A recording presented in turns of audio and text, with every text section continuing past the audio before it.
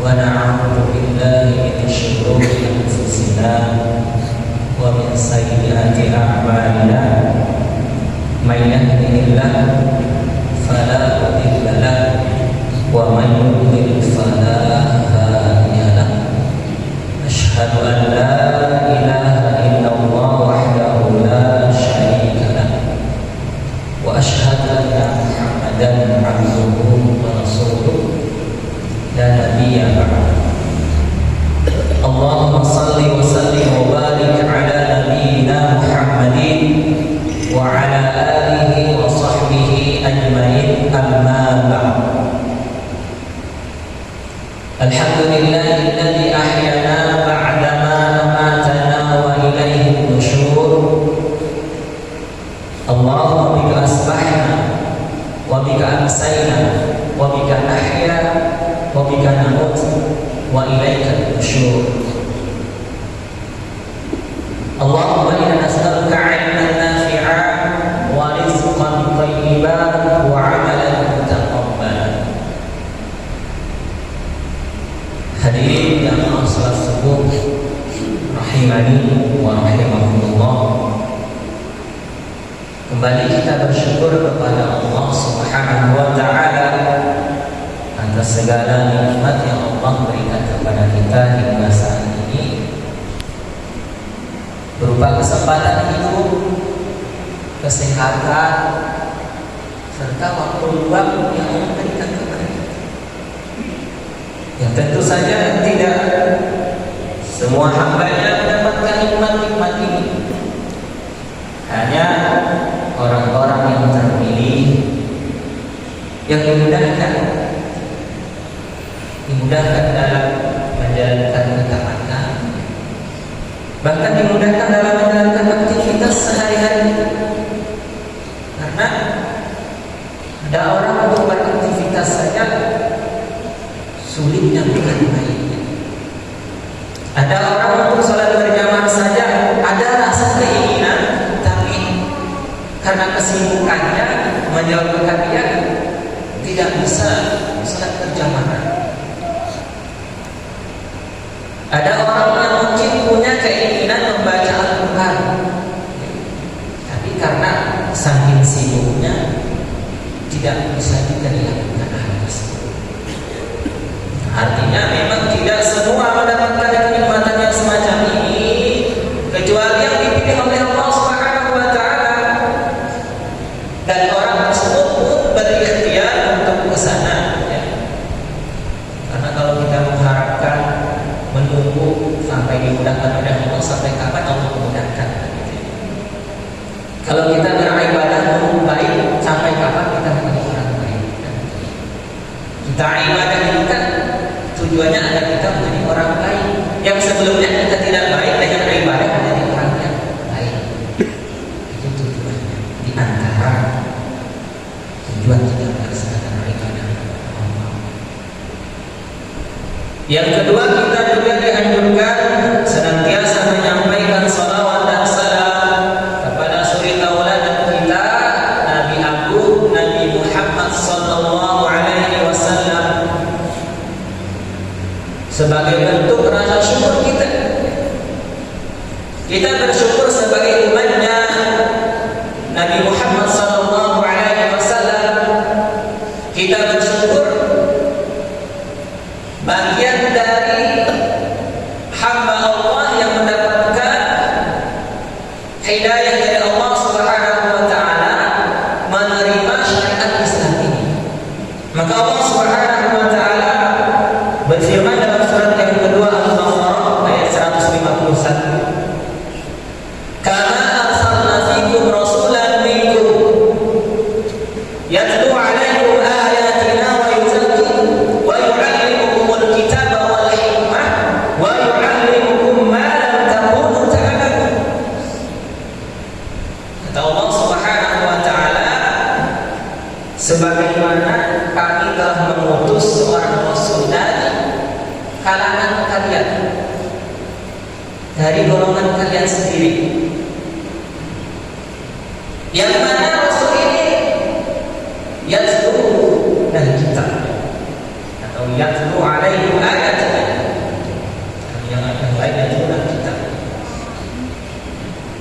Yatlu alaikum ayatina, membacakan ayat-ayat kami, kata Allah Subhanahu wa taala. Rasul ini dari kalangan kalian, dari golongan kalian, tugasnya membacakan ayat-ayat kami kepada kalian dan mensucikan kalian, serta mengajarkan kalian sesuatu, mengajarkan kepada kalian kitab Allah Al-Quran dan mengajarkan hikmah sunnah-sunnahnya, serta mengajarkan sesuatu yang kalian sebelumnya tidak mengetahui.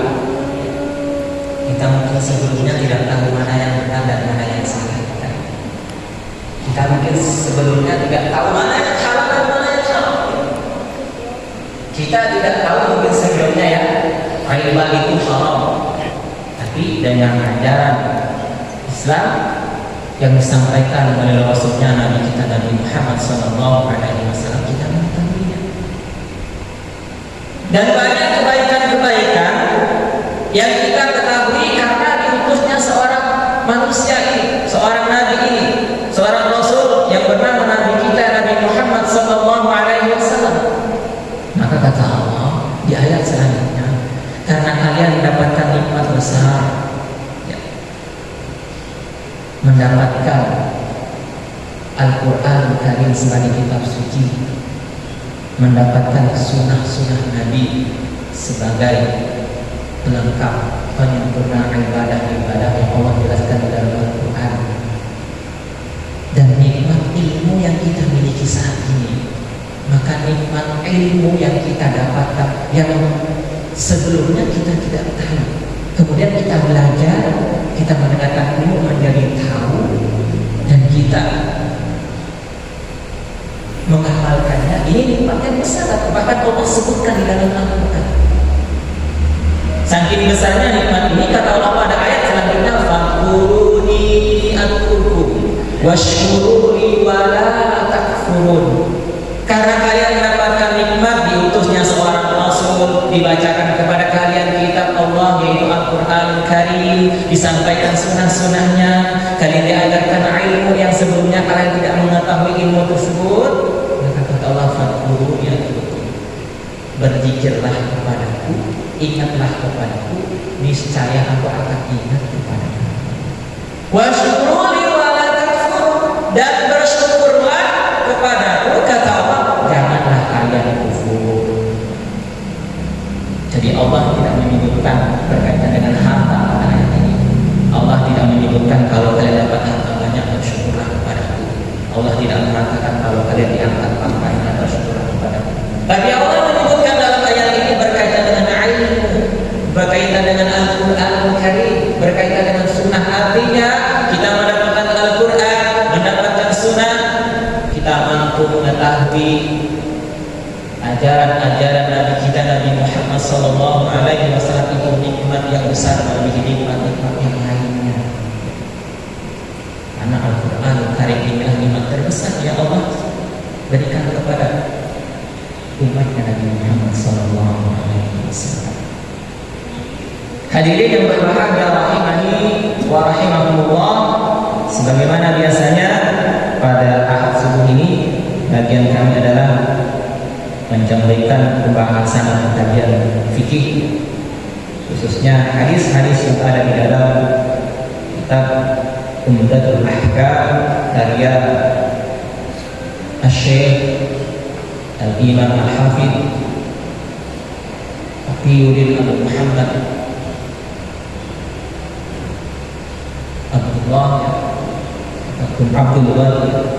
Abdul Ghani bin Abdul Wahid Al-Maqdisi rahimahullah ta'ala. Semoga dengan ini menambah pengetahuan kita tentunya, khususnya masalah hadis fikih ya. Karena hadis yang ada di dalam kitab ini hadis-hadis yang diambil dari dua kitab utama, Bukhari dan Muslim. Artinya kredibilitas hadis-hadis yang ada di dalam kitab ini tidak diragukan lagi. Yang diambil adalah hadis sahih, diriwayatkan oleh dua imam utama yang mengarang kitab Sahih Muslim dan Sahih Bukhari, yaitu Imam Muslim dan Imam Bukhari.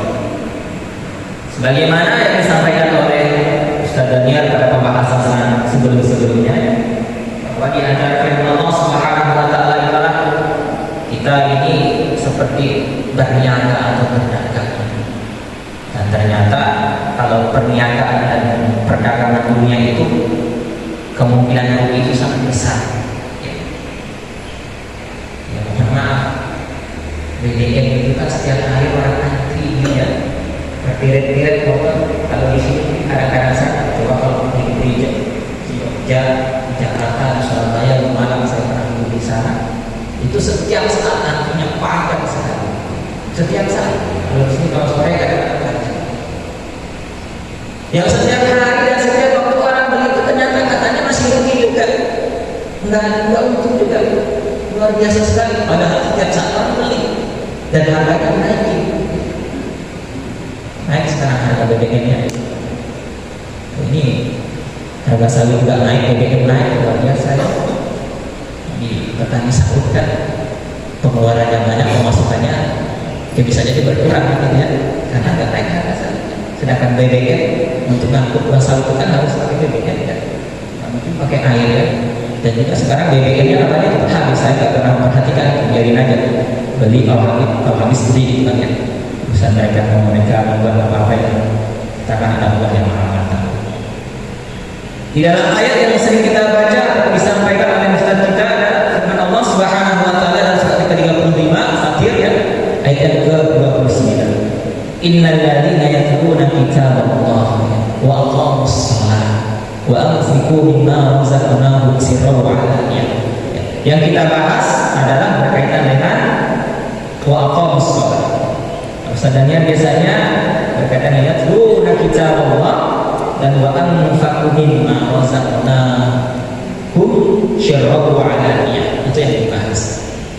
Dan wa aqamus shalah ini secara khusus Allah sebutkan dalam ayat ini. Langsung amalannya, langsung ibadahnya Allah sebutkan ya. Kalau yatluna kitab Allah bersifat umum ya, membaca kitab Allah, membaca Al-Qur'an termasuk dengan membaca hadis itu bagian dari itu ya. Benar-benar membaca petunjuk ajaran Islam itu bagian dari membaca ini. Dan panduannya untuk apa? Ya untuk segala aktivitas, termasuk untuk berbisnis, berjual beli dan sebagainya. Sebenarnya dibahas secara komprehensif. Tapi untuk sholat ini khusus. Dan sholat ini tentu berkaitan dengan syarat-syaratnya. Syarat utama kita melaksanakan sholat dengan wudhu. La sholata liman la wudu'a lahu. Tidak ada sholat yang tidak ada wudhu dengannya. Artinya kalau tidak wudhu berarti tidak ada sholat. Kalau orang sholat tanpa wudhu maka sholatnya tidak dianggap sholat. Bahkan sempurna atau tidaknya sholat kita ini bergantung sempurna atau tidaknya wudhu kita. Kalau kita wudhu dengan sempurna dengan baik sebagaimana yang ditampaikan dituntutkan oleh Rasul kita Sallallahu Alaihi Wasallam, Rasulullah Sallallahu Alaihi Wasallam Nabi kita, tentu ibadah sholat yang kita kerjakan pun akan lebih bernilai, lebih maksimal. Ya. Maka izinkan pada kesempatan ini kami menyampaikan tentang tata cara wudhu sebagaimana dalam hadis riwayat Bukhari dan Muslim ya, yang dituliskan disampaikan dalam kitab Umdatul Ahkam karya Abdul Ghani bin Abdillah Al-Maqdisi rahimahullah ta'ala ini. Ada dua hadis di sini ya yang dituliskan, yang isinya kurang lebih. Hadis yang pertama dari Humran ya. Kemudian yang kedua adalah dari Abdullah ibn Zaid.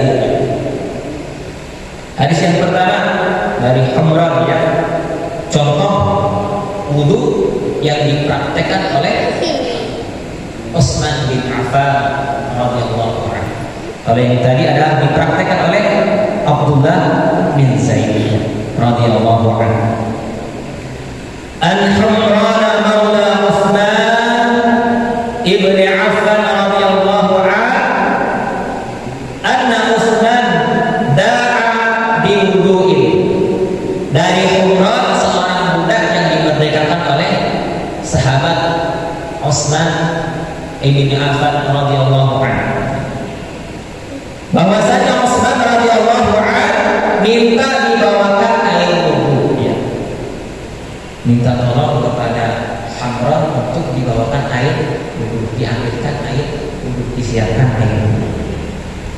Fa'aqraba ala yadayhi min ina'ihi, ya. Lalu beliau menuangkan kepada kedua tangannya dari bejana.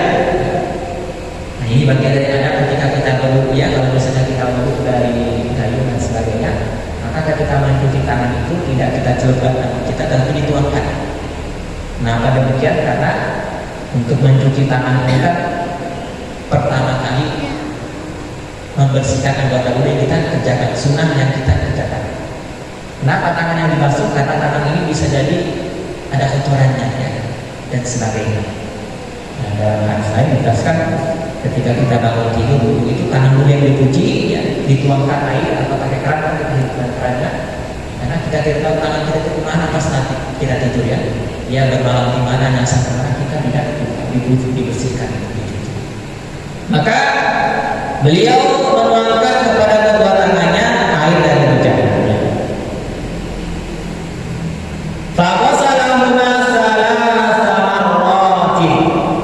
Kemudian beliau mencuci kedua tangan tersebut sebanyak 3 kali, ya. 3 kali. Ini maksimal kita membasuh anggota tubuh 3 kali. Sunnahnya 3, wajibnya 1. Kalau kita bisa 1, kata lainnya cukup 1 kali, terus sudah, kalau sempurna kita masuk sudah selesai. Karena yang wajib itu 1 kali. Yang Al-Quran itu kan menjelaskan tidak ada 1, 2, dan 3-nya, tetapi dijelaskan basuh wajah, basuh kedua tangan sampai siku, usaplah kepala, basuh ke kaki, itu sekali. Tetapi maksimal 3 kali, sunnahnya sampai 3 kali. Membasuh kedua tangan tersebut sebanyak 3 kali. Tsumma adkhala yaminahu fil wudhu'i. Kemudian beliau memasukkan tangannya ke dalam air wudhu. Baru memasukkan kedua tangannya ke dalam air, ya. Kalau menggunakan gayung atau di tempat yang tergenang, setelah tadi dicuci, dituangkan, dan setelah dibersihkan tangan tersebut, baru dimasukkan tangannya. Summa tamammada wastansar summa wasala wajhahu. Kemudian setelah itu beliau dengan air yang diambil dari tempat air tadi untuk berkumur-kumur sekaligus memasukkan air ke dalam tubuh, kemudian mengeluarkan kembali dari dalam tubuh. Itu kemudian dalam mulutnya berkumur-kumur, kemudian sebagian dihirup. Itu ada 2 seksi yang dicontohkan oleh teman-teman yang membuat video turunan tata cara wudhu menurut Tanjih, ya. Pertama yang dibuat oleh dosen Universitas Al Dahlan dan dosen Universitas Muhammadiyah kebetulan bapak ada dengan kami, ya.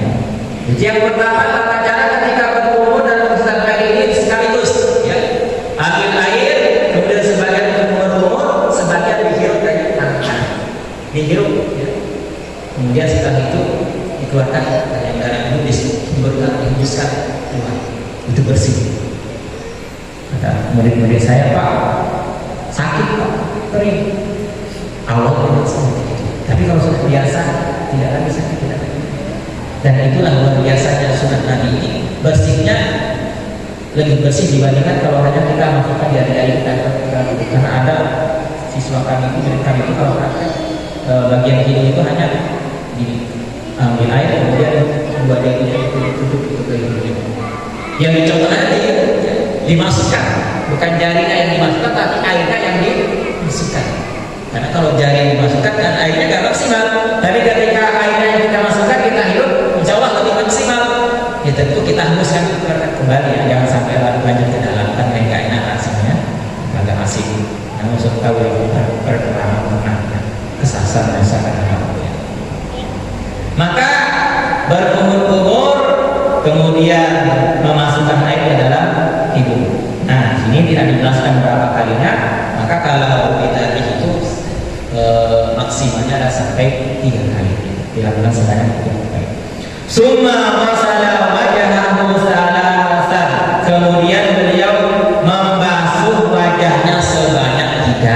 kali. Membasuh wajah sebanyak 3 kali. Wajah itu adalah seluruh permukaan kita, termasuk bagian sini. Cara membasuhnya adalah sini. Ya, akan kita praktekkan kita kaifiyah wudhunya di dalam HPTS-nya secara rincian akan disampaikan. Kemudian wayadaihi ilal mirfaqain salasan, dan kemudian beliau membasuh ke tangan beliau hingga ke siku beliau, kedua tangan beliau sampai ke 2 siku beliau, ya. Kanan dulu 3 kali, baru kiri 3 kali, karena ada ternyata yang prakteknya nggak seperti itu. Ada yang kanan dulu baru kiri, kanan lagi kiri lagi, kanan lagi baru kiri. Ada yang seperti itu. Sebagian besar dari mereka begitu. Maka kami benarkan, kami betulkan. Ini yang benar. Kanan semuanya dulu sampai 3 kali, ya. Baru di kiri. Ini yang dicontohkan. Kemudian summa masaha bi ra'sihi, ya. Lalu beliau membasuh kepala beliau, ya. Mohon maaf, lalu beliau mengusap atau menyapu kepala beliau, ya. Di sini beda kata yang digunakan. Kalau untuk tangan tadi, ya, untuk wajah itu menggunakan ghasala, ya. Famsilu, ya.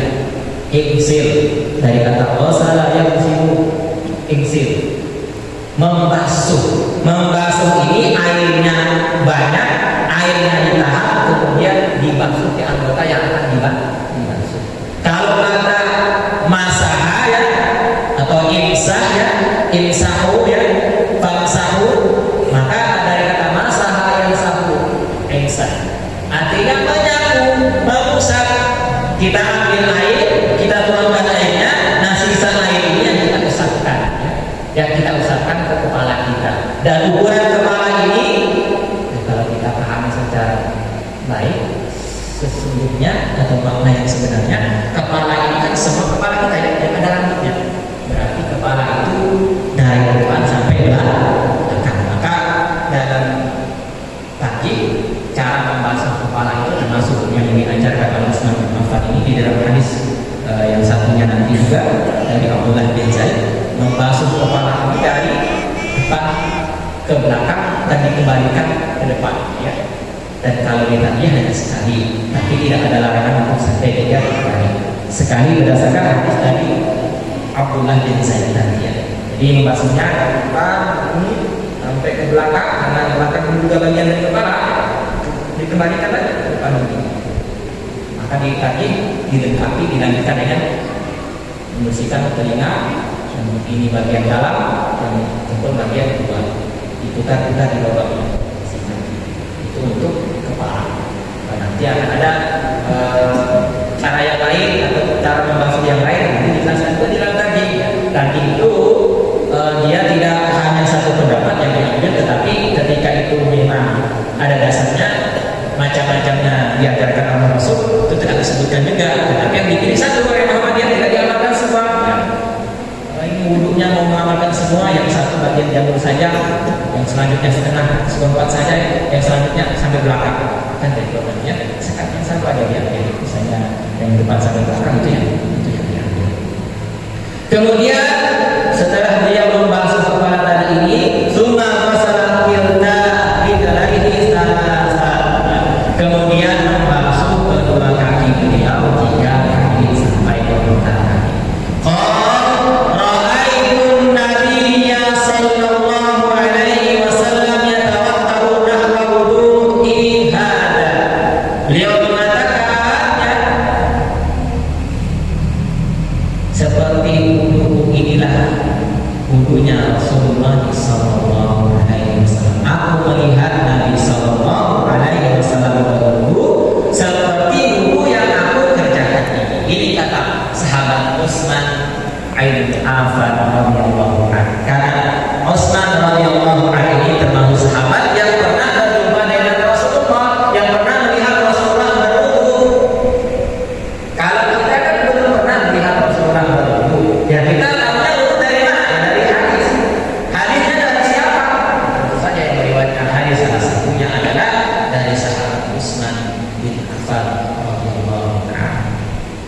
Maka beliau melanjutkan,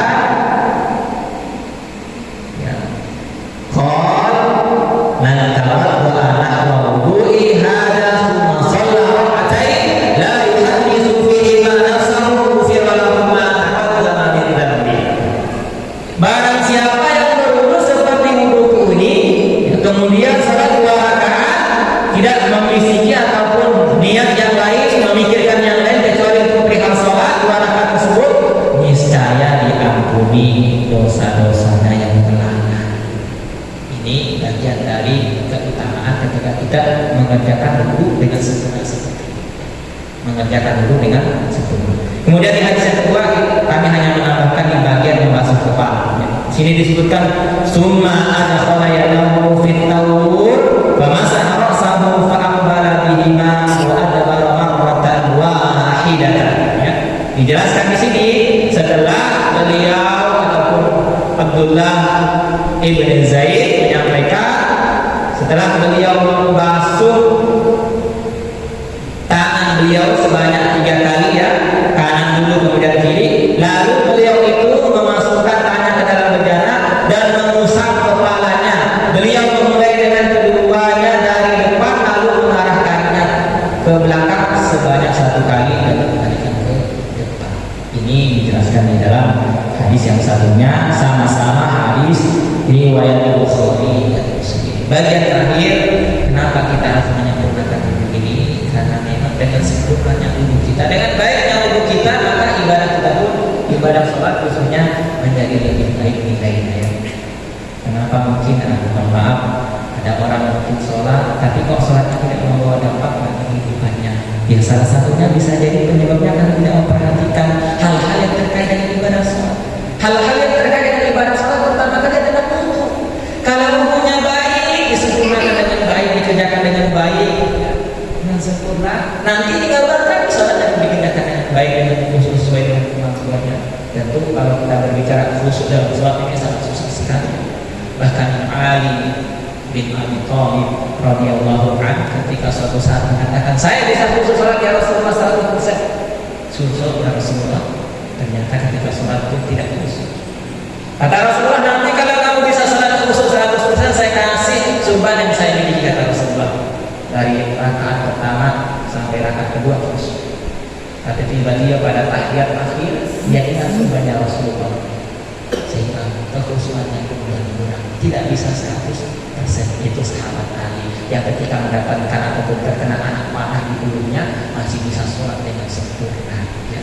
Bahkan dicabut anak panahnya pada saat sholat tidak terasa sakit, tapi masih bisa 100% khusyuk dengan baik. Insya Allah kalau kita berikhtiar sesuai dengan kemampuan kita dan ilmu kita, tentu saja nilai ibadah yang kita kerjakan khususnya ibadah sholat lebih baik dan lebih maksimal kita dapatkan ganjaran dari Allah Subhanahu wa Ta'ala. Demikian mungkin pada kesempatan ini hadis berkait dengan tata cara wudu berdasarkan hadis dari Amr yang dicontohkan Utsman bin Affan dan yang satunya dari Abdullah bin Zaid. Jadi kaifiyah wudunya akan disempurnakan pada pertemuan selanjutnya yang dijelaskan di dalam tuntunan putusan tadi. Demikian, semoga ada manfaatnya yang pribadi dan tidak sempurna dengan doa kafaratul majlis. Subhanallah wa bihamdik, asyhadu an la ilaha illa anta, astaghfiruka wa atubu ilaik. Sebagai informasi di belakang hidangan silakan dinikmati dan juga nanti waktu syuruk pada jam 6 lewat 7 menit. Aku qouli hadza wa astaghfiru innahu huwal ghafurur rahim fastabiqul khairat billahi taufiq wal hidayah wa ridha wal hidayah. Assalamualaikum